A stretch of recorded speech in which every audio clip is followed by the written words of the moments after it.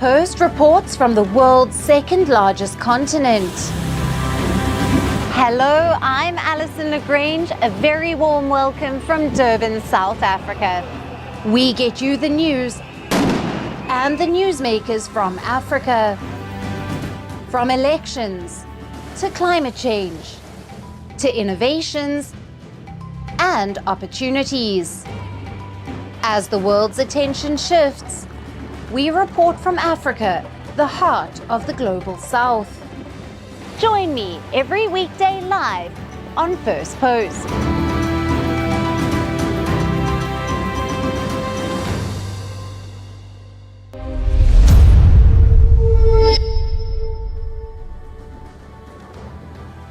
Hello and welcome to Firstpost Africa, where we get you the top stories from the continent and from across the world. I'm Alison Lagrange, coming to you live from Durban, South Africa. First, let's take a look at the headlines. The strongest storm of the year, Ragasa, hits northern Philippines with destructive winds and torrential rain, prompting thousands of evacuations and high alerts in Hong Kong, Taiwan, and mainland China. Russia denies its aircraft violated NATO airspace and warns that countries making such accusations risk escalating tensions following claims by Estonia, Poland, and Romania. Bomb-making material allegedly stored by Pakistani Taliban fighters explodes in the country's restive northwest, killing at least 24 people, including militants and civilians. Malta is set to formally recognize a Palestinian state at the UN General Assembly in New York, joining countries including Britain, Canada, Australia, and Portugal. And South Sudan's opposition leader Riek Machar appears in court, charged with crimes against humanity and treason offences that led to his removal as the first vice president in the unity government that was formed after a civil war.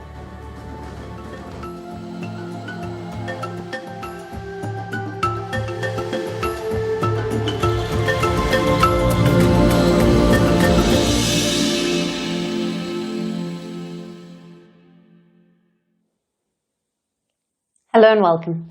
Let's begin with the war in Ukraine. Reports of African citizens being forced to serve on the front line keep surfacing every now and then. This time, Kenya has reacted to these reports. Nairobi has opened a probe into reports of Kenyans being trafficked to Russia and forced to fight against Ukrainian soldiers. Reportedly, they are now being held as prisoners of war in Ukraine. Kenya's Principal Secretary for Foreign Affairs has addressed the media reports. In a social media post, he said that Nairobi is working through its embassy in Moscow to verify the claims and to gather more information. Now, what led to the launch of this probe is the case of a Kenyan athlete named Evans Kibet. In a video released by the Ukrainian army, Kibet alleged that he traveled to Russia as a tourist. He said that when his visa expired, he was offered help and a job. Allegedly, he was then asked to sign some papers written in Russian, and Kibet then said that after he signed the papers, his phone and passport were taken away. Allegedly, Kibet was pushed into a military camp where he was trained how to handle an automatic rifle. The Kenyan athlete said that he was threatened to fight, and reportedly when Kibet was sent on his first mission, he fled into the forest and then surrendered himself to the Ukrainian forces. In a video released by the Ukrainian forces, Kibet pleaded not to be returned to Russia. Kibet's case has raised concerns about forced recruitment of African nationals in global conflict zones. African governments have also been warning their citizens to not fall prey to deceptive recruitment postings.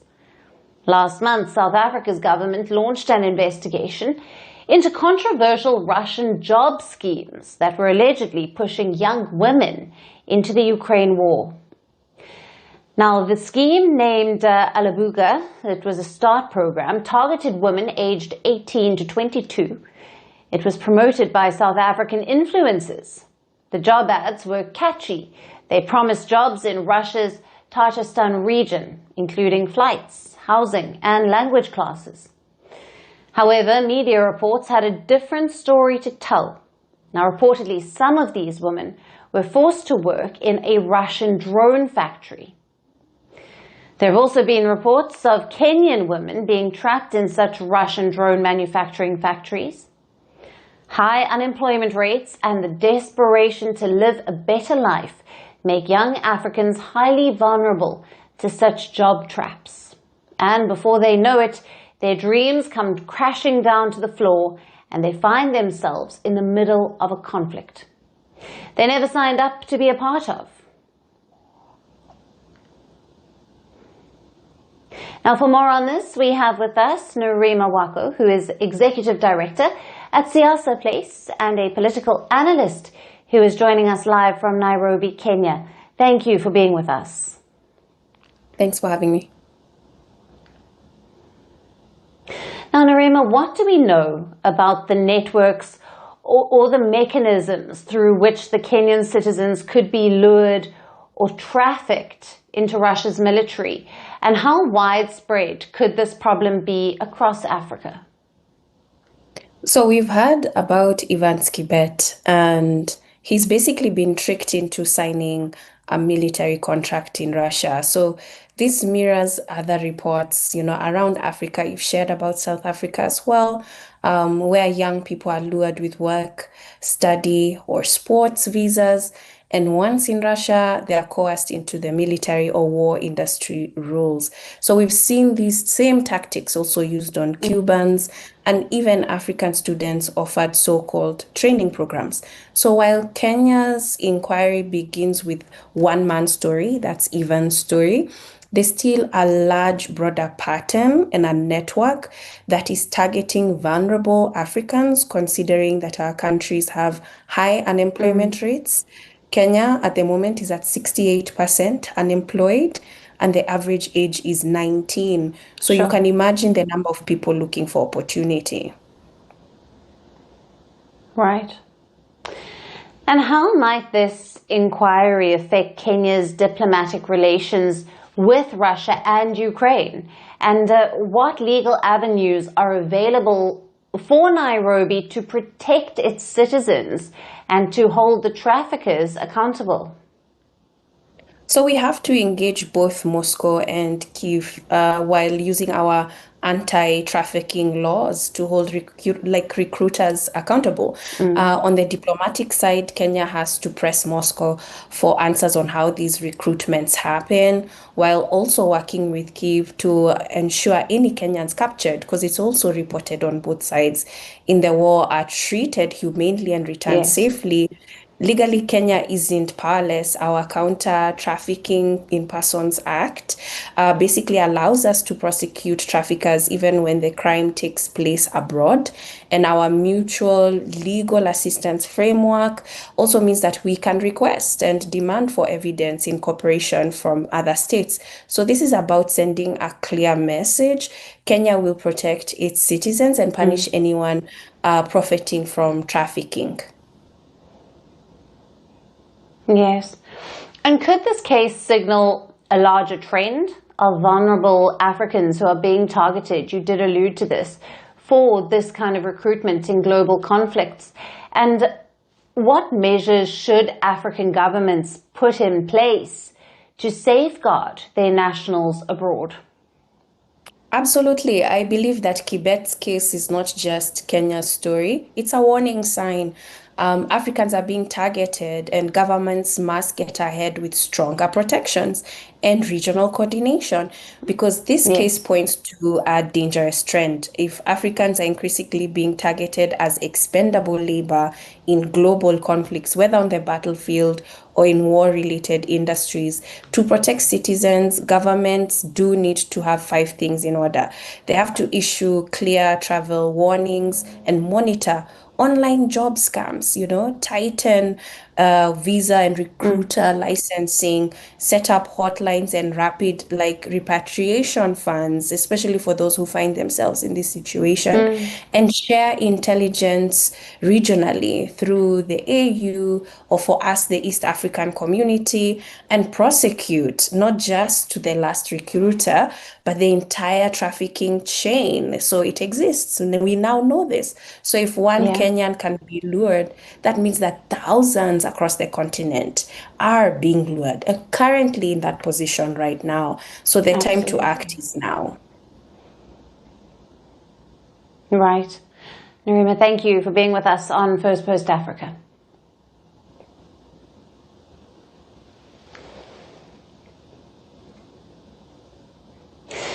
Now, from the east, let's shift focus to West Africa, where Mali's ties with its former colonizer, France, have further deteriorated. France has suspended counter-terrorism cooperation with Mali and has ordered 2 staff members of the Malian embassy and consulate to leave the country. This comes after Bamako reportedly arrested a French intelligence officer last month. Reports say the intel officer was arrested along with 2 Malian generals accused of participating in a plot to destabilize Mali. France, however, said he was an embassy staff in Bamako and denied the accusations. After France expelled 2 Malian diplomats, Bamako has responded by declaring French embassy staff persona non grata. All of this comes as the junta-led Mali cut military ties with France. France's once strong relationship with Mali, a former colony, has deteriorated since military took control nearly 4 years ago. Now, under President Assimi Goïta, the military government has distanced itself from France, expelling French forces and seeking security support from Russia. Mali has been gripped by a security crisis since 2012, fueled by violence from armed groups affiliated with Al-Qaeda and ISIS, as well as with local criminal gangs. France had long been the key security partner in the fight against terrorism. It led Operation Barkhane, which is France's largest counter-terrorism mission in Africa, and focused mainly on the Sahel region. However, in 2022, the operation ended amid rising anti-French sentiment in Mali and neighboring countries. Even after Operation Barkhane ended, France maintained limited counter-terrorism engagement with Mali, mainly at the intelligence and diplomatic level, without any troops on the ground. Now, France has announced that all counter-terrorism cooperation with Mali is suspended. Apart from Mali, France has faced setbacks in multiple African nations. Several former colonies, including Niger, Burkina Faso, Chad, Senegal, and the Ivory Coast, have expelled French troops. Meanwhile, many of these countries have turned to Russia for security support. Russian mercenaries are present in Sahel nations to counter terrorism. These forces now operate under the Russian government through the Africa Corps, a state-controlled military entity aiming to maintain Russia's influence in Africa. With the cutting of military ties, French diplomatic staff have also faced restrictions and expulsions in other African nations, signaling a broader diplomatic and strategic challenge for France on the continent. Once the biggest colonial power in the region, France is now losing ground in Africa. With troops expelled, diplomats restricted, and counter-terrorism cooperation halted, Paris faces one of its biggest diplomatic and strategic setbacks in recent history.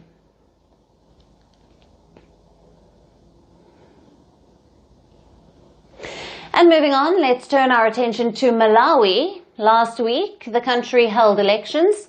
It was seen as a 2-horse race between the incumbent president, Lazarus Chakwera, and the former president, Peter Mutharika.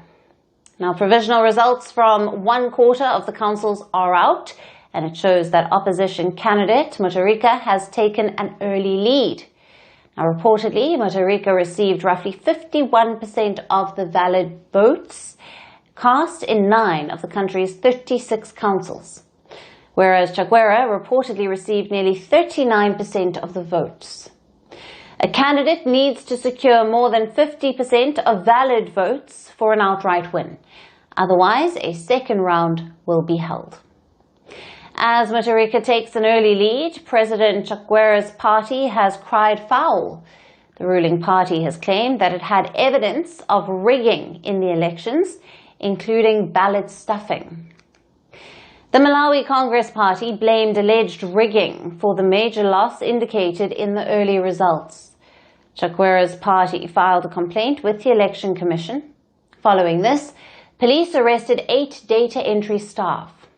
The two rivals, Chakwera and Mutharika, faced off in 2019. Though the then-incumbent Mutharika won the elections, his victory was nullified because of irregularities, including the use of correction fluid on result sheets. Chakwera won the historic rerun in 2020. Now, since President Chakwera came to power, inflation has surged from around 8 to 27%. There are critical shortages of fuel and sugar. Long lines at gas stations have become part of daily life, while stark price increases have made everyday food items like the staple corn unaffordable for many. Adding to the country's woes, Cyclone Freddy in 2023 and an El Niño-inspired drought in 2024 wiped out crops and worsened hardships in the country. During his presidencies from 2014 to 2020, Mutharika was credited with improving infrastructure and lowering inflation. But he was also accused of appointing his friends and family to positions of authority. Mutharika denied the allegations. Now, when Chakwera came to power in 2020, he pledged to clean up graft. But his handling of cases, too, has been criticized as selective and slow. And now the two rivals have yet again come face to face. The election results are expected to be out by the 24th of September. Malawi's Election Commission has warned candidates against declaring victory prematurely.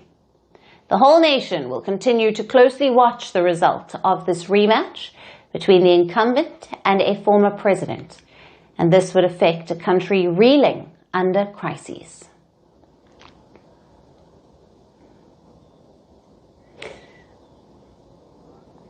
And our last story is from Morocco, which is strengthening its defense ties with India. Now, Indian Defense Minister Rajnath Singh is on a 2-day visit to Morocco. This marks the first ever visit by an Indian Defense Minister to the North African nation, signaling deepening strategic partnership between the two nations. Singh received a warm welcome in Casablanca, not only from government officials, but also by a large turnout of the Indian diaspora. At the heart of this historic visit is India's first overseas defence manufacturing facility, which Defence Minister Rajnath Singh is set to inaugurate. The plant is seen as a launchpad for India's aim to boost defence exports across Africa. The facility is built by Tata Advanced Systems Limited, or TASL, in Casablanca. It has been set up in partnership with Morocco's Royal Armed Forces. The primary product of this facility, the wheeled armoured platform, will be assembled locally. Now, developed jointly by India's TASL and Defence Research and Development Organisation, it is an amphibious infantry combat vehicle capable of operating in all types of terrain. The factory is expected to produce 100 combat vehicles every year and will employ around 350 people, with a major part of the work also done in India. Now, this gives a boost to India's plans to expand defence production for the larger African market, which is expected to grow significantly in the coming years. Ahead of the inauguration, Defence Minister Rajnath Singh addressed the Indian community in Rabat. He noted that India's defence industry has achieved production worth over $18 billion, with defence exports nearing $3 billion. Singh added that India now exports defence equipment to more than 100 countries, and despite global challenges has emerged as the fastest growing major economy, gaining influence at international forums. अब देखिए, मुझे खुशी है इस बात की कि आप लोग ये महसूस कर रहे हैं, इंटरनेशनल कम्युनिटी में भारत का स्टेचर बढ़ा है, अंतर्राष्ट्रीय जगत में भारत का कद बढ़ा है। पहले क्या हालात थे? पहले इंटरनेशनल फोरम पर भारत कुछ बोलता था तो भारत की बातों को जितनी गंभीरता पूर्वक लिया जाना चाहिए नहीं लिया जाता था। आज इंटरनेशनल फोरम पर भारत कुछ बोलता है तो सारी दुनिया कान खोलकर सुनती है कि भारत बोल क्या रहा है। यह है भारत की बनी।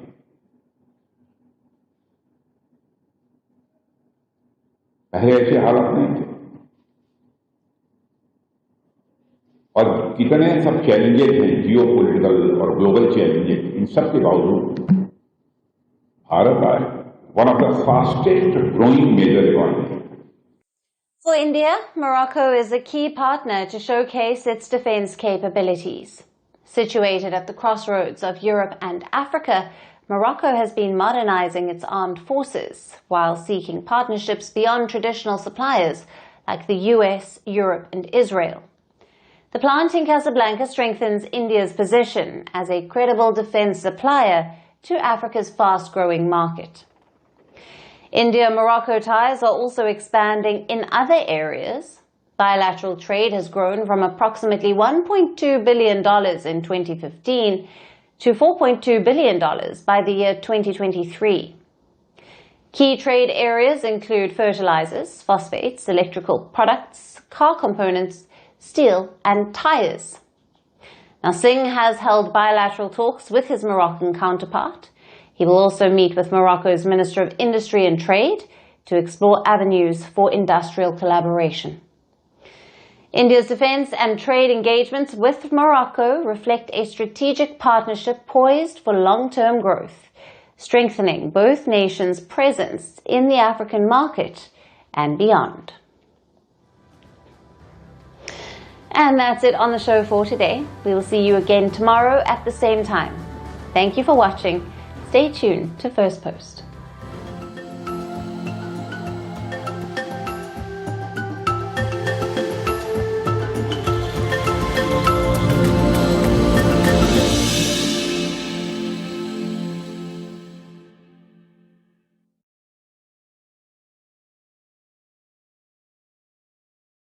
It's over! He's done it again! Unbelievable! Oh, straight into the roof of the net. Nice one. Straight down the